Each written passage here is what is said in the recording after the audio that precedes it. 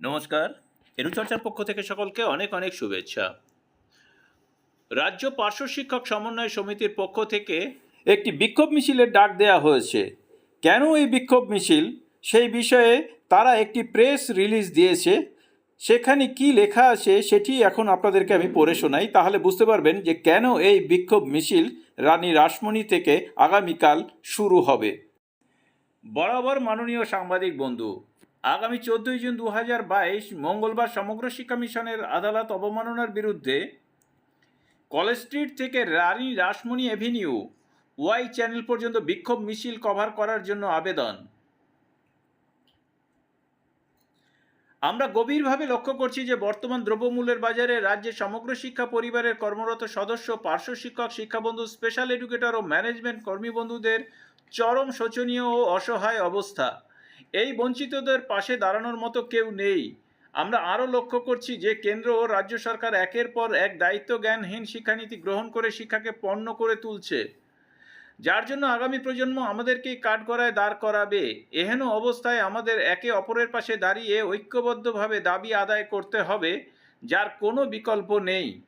ইতিমধ্যে আপনারা সকলেই অবগত আছেন যে সমগ্র শিক্ষা পরিবারের এক অন্যতম সদস্য রাজ্য পার্শ্ব শিক্ষক সমন্বয় সমিতির মহামান্য কলকাতা হাইকোর্টের ডিভিশন বেঞ্চ থেকে ইপিএফের ব্যাকলগ সংক্রান্ত মামলায় ঐতিহাসিক জাজমেন্ট পেয়েছে।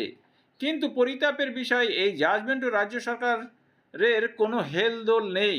মনে হচ্ছে তারা এই মামলাকে সুপ্রিম কোর্টে নিয়ে যেতে চায়।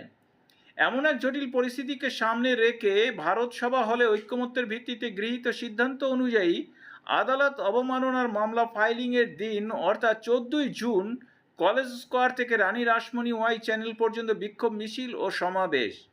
ইপিএফ মামলায় স্পেশাল এডুকেটর শিক্ষাবন্ধু সংগঠন এই মামলায় পূর্ণাঙ্গ সহযোগিতার কথা ঘোষণা করে। এই মামলায় সব থেকে বেশি উপকৃত হবেন বয়স্ক শিক্ষক ও শিক্ষাকর্মীগণ, যাদের চাকরির বয়স 9 বছর 6 মাস হচ্ছে না। অন্যদিকে কেন্দ্র ও রাজ্য সরকার শিক্ষাকে পুরোপুরি বাণিজ্যিকরণের করে শিক্ষা ব্যবস্থা থেকে হাত গুটিয়ে নিতে চাইছে। এই অবস্থায় আমরা ঐক্যবদ্ধভাবে বিক্ষোভ মিছিল সহকারে আদালত অবমাননার মামলা ফাইল করতে চলেছি।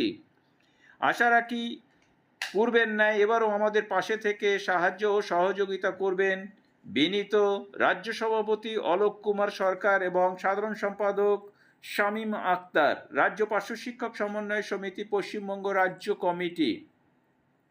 তো পশ্চিমবঙ্গ রাজ্য কমিটির পক্ষ থেকে একটি বিক্ষোভ মিছিলের জন্য সমস্ত পার্শ্ব শিক্ষক বা শিক্ষাবন্ধু সকলকে আহ্বান জানিয়েছেন। এটি আগামীকাল সংগঠিত হতে চলেছে। তো আশা করি যারা আগ্রহী তারা অবশ্যই সময় মতো উপস্থিত হবেন। সকলকে ধন্যবাদ জানিয়ে শেষ করছি। ভালো থাকবেন, সুস্থ থাকবেন।